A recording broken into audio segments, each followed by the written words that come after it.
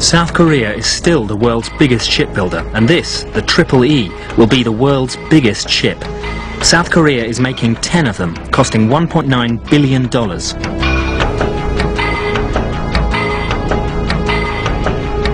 As long as the Empire State Building is tall and as wide as an 8-lane highway, each ship can carry 18,000 containers, enough to transport 18 million flat-screen TVs.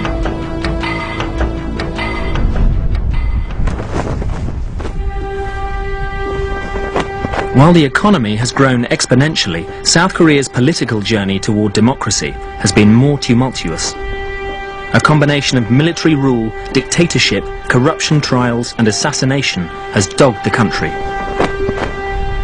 The effects of this political instability can be seen even today, when its parliamentarians disagree in a spectacular fashion. South Korea's industrial rise has been less volatile, but no less challenging. Heavy industry and labour-intensive industry like textiles were the nation's mainstay in the 1970s. But its neighbour Japan had an unbeatable reputation for cars, electronics and desirable gadgets. South Korea wanted what they had. In the early days, it's got to be admitted that Korea had a rather shady past in its relationship with Japan, that over the weekends, Japanese technicians would make a bit of extra money by coming over and selling secrets to the Koreans. Korea became a master of the copycat technology, but that doesn't mean that it isn't innovative. It becomes very powerful at using its control, management of costs, of production systems, to be a very powerful, what it calls fast follower.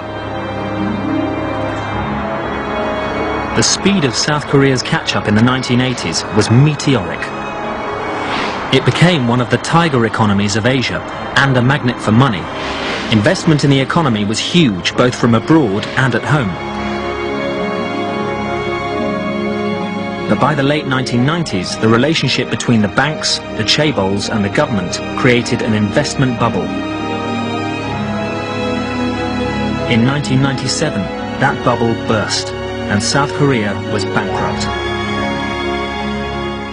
The Asian financial crisis of the late 90s was very tough on Korea. About 20% of the large conglomerates failed. Many of the others were in tough financial condition. South Korea needed a $58 billion bailout. The International Monetary Fund stepped in, but wanted to change the cronyism that had helped create the crisis. South Korea had survived occupation and war to become one of the world's leading trading nations. Could they do it all over again?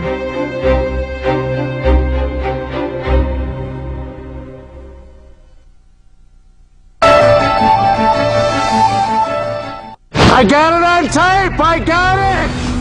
These lights were observed by thousands of people. This was definitely not an airplane. It was unlike anything I'd seen before or after. They were kind of hovering. This thing just floated across the sky. It was exciting and it was disturbing. This was an event over a major city. I just don't know of any earthly explanation for what we saw. So there's something there, and I can't explain what it is. I've never seen anything like those lights. UFO Hunters, Sundays at 8 on History HD. Something very strange is happening on this planet. What if human evolution was manipulated? There are things out there we do not understand. What if aliens really did help shape our history? Our past is way different than what we're being taught. A theory some believe cannot be true, but many agree cannot be ignored. It leaves you feeling a little nervous. History brings you a startling series, Ancient Aliens, Sundays at 8:55 on History HD. Get this season started. Oh, I'm coming. You gotta have the adrenaline pumping and trees flying. New locations. Oh yeah, this is how they do it in Alaska. New characters. You don't like it, Joe? Get out of here. I'm gonna tell him to shut his mouth. 8 crews compete. Move, move, move, move. In their toughest season yet. Woo! That was exciting. Axemen, Thursdays at 8 on History HD. Made every day.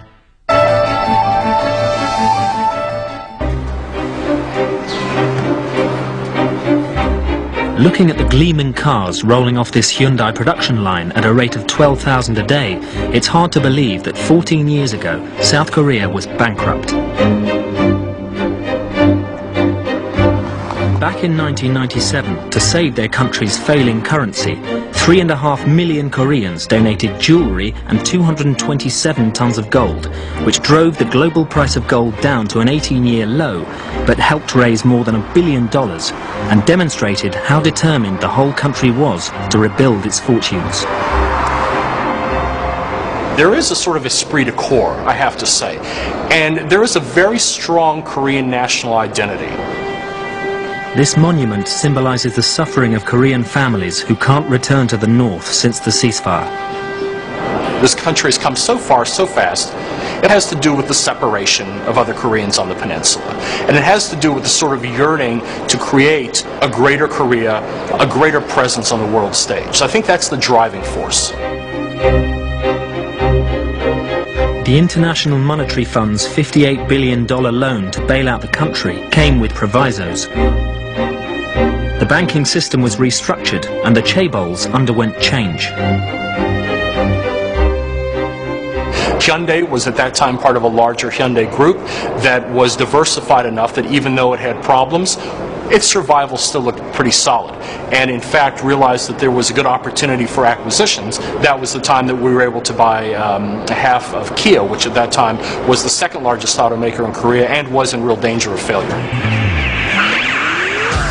Buying Kia and the reorganization that followed the economic crisis took Hyundai from a car-making minnow to the 5th largest in the world. It's all a long way from the company's first car, the Pony.